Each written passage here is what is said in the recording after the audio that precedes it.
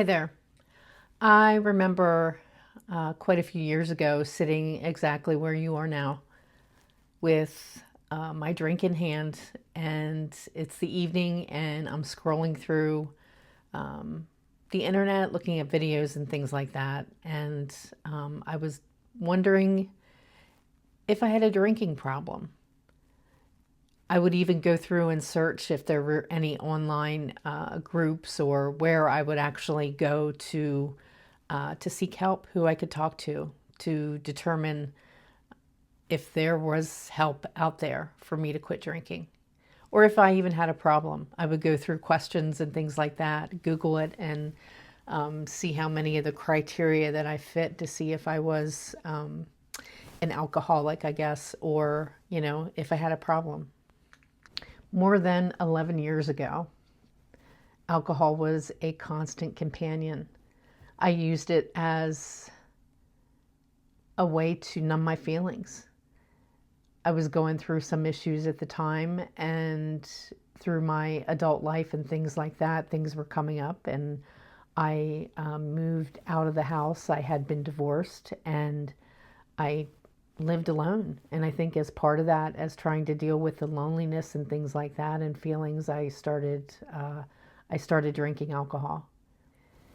And it wasn't a problem at first, I guess. I could take it or leave it at times, but then it started to become a problem. I would have a good time with it, and I would have fun whenever I would go out with friends and drink. It was fun until it wasn't. And then I met my son's dad.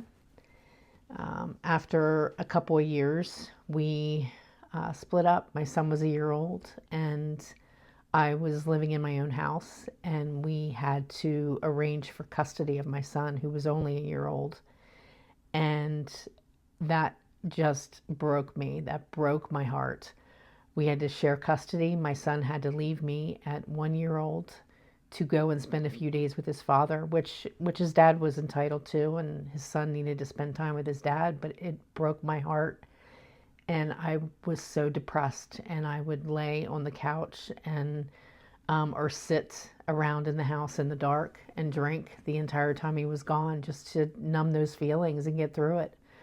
And I did that when he was with his dad, and then it got to the point where, okay, he would come home, and then I would drink after he went to bed to relieve the stress of being a single mom and things like that. And the cycle just continued for a number of years. And just to share with you, it took a lot of years for me to quit drinking, even after my family physician told me that my blood tests came back and showed that my liver enzymes were elevated. I denied it. I said there must be a problem with your test. And probably even a year after that, it took me to, you know, possibly talk to her about it and say, hey, I think I have a problem.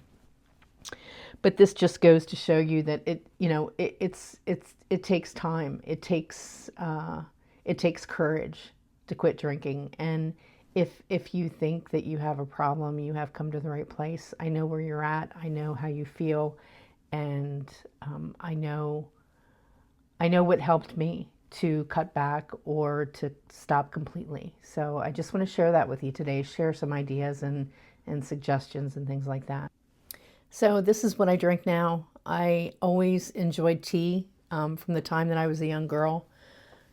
My mom would drink coffee and make that, and I tried it, didn't really like it, and I became a tea drinker, and this is what I look forward to every morning, and I love it. I get up in the mornings, and I'm up early. I'm not hungover, and I feel great, and I sit quietly and enjoy a cup of tea. And this simple thing is something that I looked forward to when I was drinking, and I would be hungover most days. I just wanted peace and quiet and to feel good, and I couldn't wait. I would look forward to the day that I would be able to sit with a simple cup of tea and just enjoy it without the headache, without the sickness, and that day did come eventually. So I enjoy my tea now. So this is what I drink now. I always enjoyed tea from the time that I was a young girl. My mom would drink coffee and make that, and I tried it, didn't really like it, and I became a tea drinker, and this is what I look forward to every morning, and I love it. I get up in the mornings and I'm up early. I'm not hungover, and I feel great, and I sit quietly and enjoy a cup of tea. And this simple thing is something that I looked forward to when I was drinking, and I would be hungover most days. I just wanted peace and quiet and to feel good, and I couldn't wait. I would look forward to the day that I would be able to sit with a simple cup of tea and just enjoy it without the headache, without the sickness, and that day did come eventually. I'm not here to lecture you or tell you what to do. I have been there. I've been down that path, and I am a person that doesn't like to be told what to do. If you try to tell me what to do, I'm going to resist and just do what I want anyway. So again, I'm not here to lecture you. I'm just here to provide some help and some guidance and some suggestions if you think you may have a problem or you're out there searching YouTube or the internet, on a way to help. I'm here to tell you that on the other side, I am that person who can tell you that on the other side of this is peace. There's joy, there's happiness, and you can get there. It's going to take some work, but I'm here to help. So whether you're just curious, if you know you need to make a change, you have questions or anything, you've come to the right place. I'm glad you're here, and I just want to share my journey with you and what has helped, and hopefully I can help you.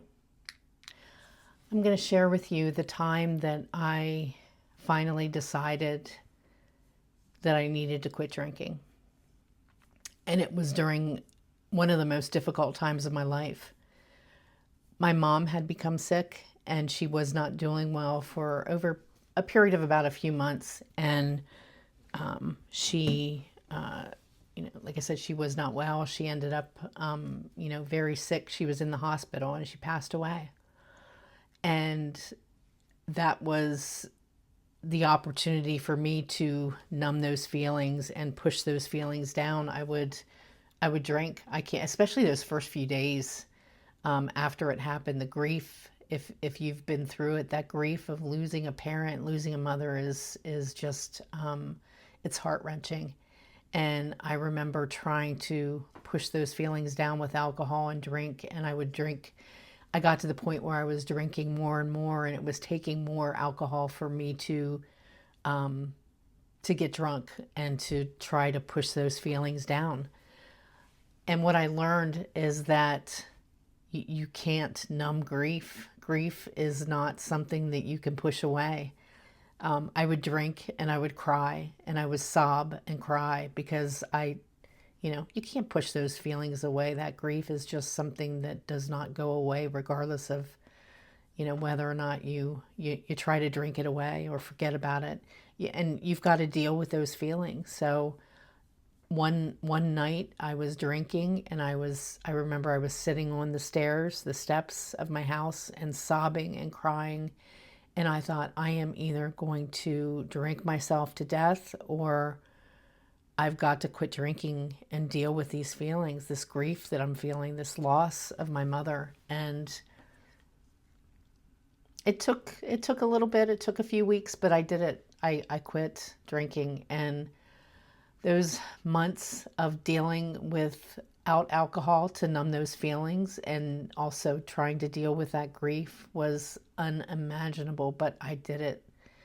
I did it. And I'm glad I did, because in order to get through it, you've got to deal with those feelings, especially the grief and the loss and things like that.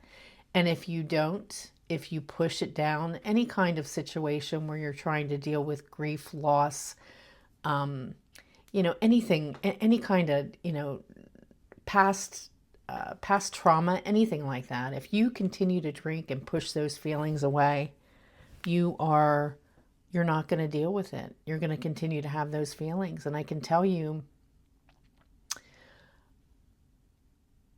when I quit drinking, there were feelings from the past that came up that I cried about, that I had to deal with because I had been drinking for so many years. The breakup of my son's dad and I, him and I drank quite a bit, and I drank through that breakup, and it's like those feelings came back and I had to deal with it. And I did. And I sought counseling and things like that. And I still go to a counselor to talk about things. But like I said, there's certain things that you have got to deal with. And if you drink and try to numb them and push them away, it's those feelings and emotions are going to continue to come back until you deal with it. So just wanted to share that story, and still brings back some sad memories. And I still miss my mom, and here I am 11 years later. Just came up on an anniversary of her being gone, and me quitting that drinking on a daily basis. And it's, it's still sad, but I dealt with the grief, and I can look back now and think of happy memories of her. I still miss her terribly, but I dealt with it, and I do miss her. So during the times of your life, you're going to have to deal with a lot of stuff, especially if you have become sober and you're not drinking through it. Life has challenges all around, all through your life, whether you're young, whether you're over 40, if you're over 50, you're going to go through things in your life where you're going to want to grab a drink to deal with it and to push the feelings down and to push those feelings away. And, there's other ways to handle it. There's other ways to deal with challenges in your life. And I just want to share some of those with you. My first suggestion would be start with small changes. Don't, don't take it on all at once if you feel like you can't. Just cut back a little bit, start drinking more water, stop drinking on the weekends, whatever it is. Just like I said, just make small changes a little bit at a time, and hopefully that will help. You've got to develop some coping skills because you're, especially those first few days where you're not drinking, you're going to have to find things to do and different ways to cope with feelings and things that you're having. So, finding friends that you can talk to, find a support group, whatever it is that might help you. There are certain things and groups that have helped me over the years, and I found that a small group of women that I have weekly meetings with is the best for me. I'm a bit of an introvert, and I just find that I deal better and can talk about my feelings and things in a smaller group. And the group is a group of women only, so I'm much more comfortable, and they have become very good friends of mine, and that's what's been helpful for me. You can also try counseling, try therapy, go to talk to somebody professional, somebody that has dealt with addiction issues and things like that, and can, help and guide you through that. Reading personal accounts of people that have had problems and have quit drinking helped me. I know there's different books and things that are out. If you go on Amazon or you go online and Google, there's a couple of books out there that might help you. A lot of stuff online, but I found that books, and I can share those with you if you want to know specifically what books I read. But reading books and accounts of people, of women especially, who have gone through this journey and quit drinking or cut back on drinking, I just you find it helpful. You find it encouraging that there's other women out there that have had the same problems and have become successful in becoming sober. And it's the same thing with this women's group. It just it helps to hear stories of other women that are in the same situation, that have been through a lot of the same things that you have, and how they've overcome it. And it's so encouraging. Be gentle with yourself. I can tell you it takes a lot of courage to admit that you might have a problem and to look into getting help and things like that. But if you've made that first step, that's the biggest thing, question or admit that you may have a problem. It's either affecting your health or it's affecting your relationships or things like that. And reaching out is the first step. And I want you to know this, that questioning your relationship with alcohol or coming forward and admitting that you might have a problem, you might need to quit, or you might need to drink less, it is not a weakness at all. It takes courage to do that, to step forward and admit that you may need to talk to somebody or reach out or just, get some guidance and get some help. Whether you decide to cut back or take a break completely from alcohol, it's your choice. It's, everybody's different. It's what's best for you. But I can promise that clarity is just on the other side of that. You're going to realize through all these ideas and suggestions that I'm going to provide to you and have provided to you today is going to give you some clarity. And like I said, hopefully these suggestions and things can help.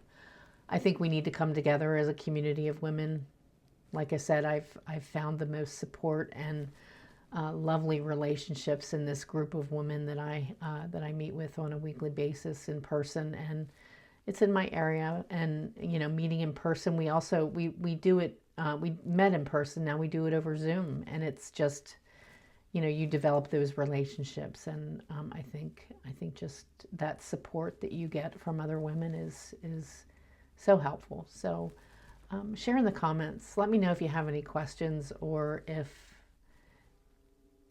you have any ideas or anything that's helped you with your alcohol, your journey with alcohol and quitting drinking and things like that. I would love to hear any stories or comments or things like that. And I'm going to continue on this journey and share some stories. There's a lot more to tell. Believe me, I've experienced a lot in this journey with myself and how I've grown and developed. So I hope this is helpful, and I will see you next time.